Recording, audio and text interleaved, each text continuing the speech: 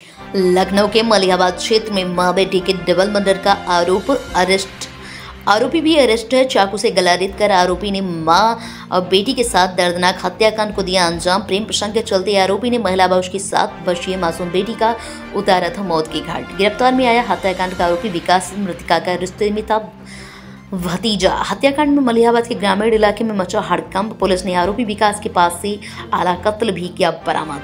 पैसे में जेवरात गिफ्ट के साथ बावजूद 15 दिन से बात कर दिया था बंद। लखनऊ के थाना मलिहाबाद क्षेत्र के ईसापुर की घटना। मलिहाबाद थाना क्षेत्र में एक डबल मर्डर हुआ था, आज उसका खुलासा किया गया है। इसमें कितने आरोपियों की अरेस्टिंग हुई है, क्या कुछ पूरा मामला था? 16 तारीख को दोपहर में थाना मलिहाबाद पे इंस्पेक्टर मलिहाबाद को सूचना मिली थी। वहाँ के ग्राम प्रधान, ईसापुर के ग्राम प्रधान ने सूचना दी कि यहाँ पर रहने वाली गीता नाम की एक महिला और उसकी एक बच्ची का कत्ल हो गया है। इस सूचना पर तत्काल इंस्पेक्टर मलिहाबाद और एसीपी मलिहाबाद और फोरेंसिक की टीम और सभी अधिकारीगण वहाँ मौके पर पहुँचे। घटनास्थल का निरीक्षण किया गया। फोरेंसिक टीम ने सारे साक्ष्य एकत्र किए और उस तत्काल उसमें शव को पंचायतनामा और पोस्टमार्टम के लिए भेजा गया और संबंधित धाराओं में इसमें मृतका के पिता की तरफ से मुकदमा लिखा गया।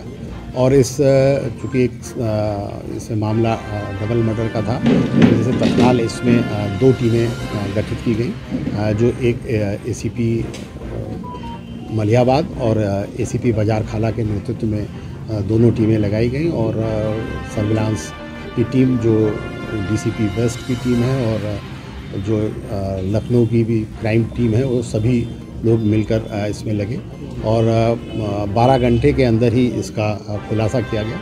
और जो बात प्रकाश में आई, इसमें पता ये चला कि जो मृतका है इसके पति के का एक दूर के रिश्ते का भतीजा था, जो उसी गांव में रहता था, जिसका नाम विकास जायसवाल था और वो वहाँ मलिहाबाद में एक कपड़े की दुकान पर काम करता था।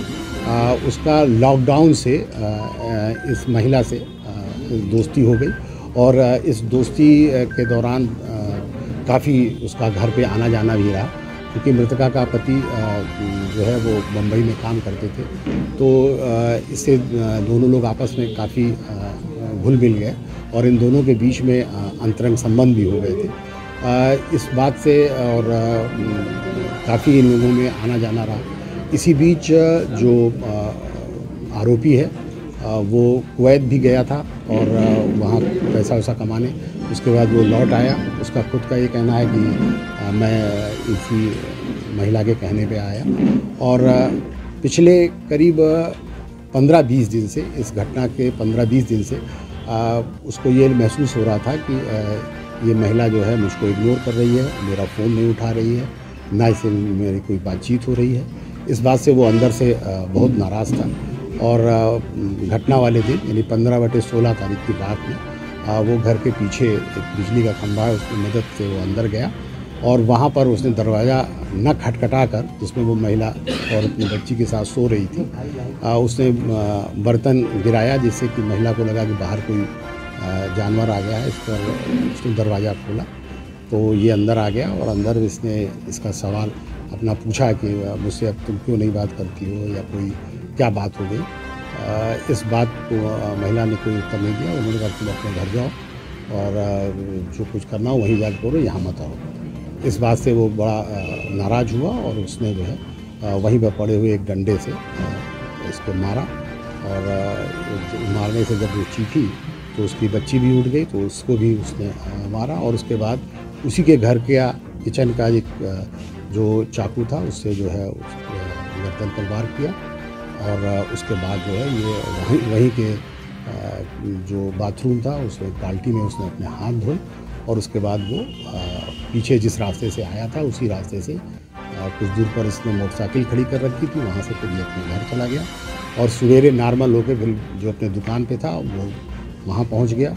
जब दोपहर में इसको पता चला कि ये घटना हो गई है तो वो भी जो है वो दुख व्यक्त करने आया और जब वहाँ पुलिस भी पहुँची और लोग भी पहुँचे तो वो वहीं मौजूद था और इसने ये बात पता नहीं चलने दी। जो पुलिस ने इसका खुलासा किया वो इसके जो सर्विलांस की मदद से ये बात पता चली कि पिछले 11 महीने में इसने 1600 कॉलें जो है इस महिला को की थी।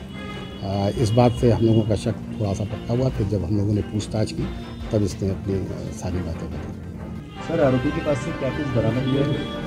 आरोपी के पास से जैसा कि आप देख रहे हैं, ये एक जो लाठी डंडा है जिससे उसने मार की थी सर पे, मुंह पे, और एक नाइफ जो आला कतल है जिससे गर्दन पे वार किया गया था।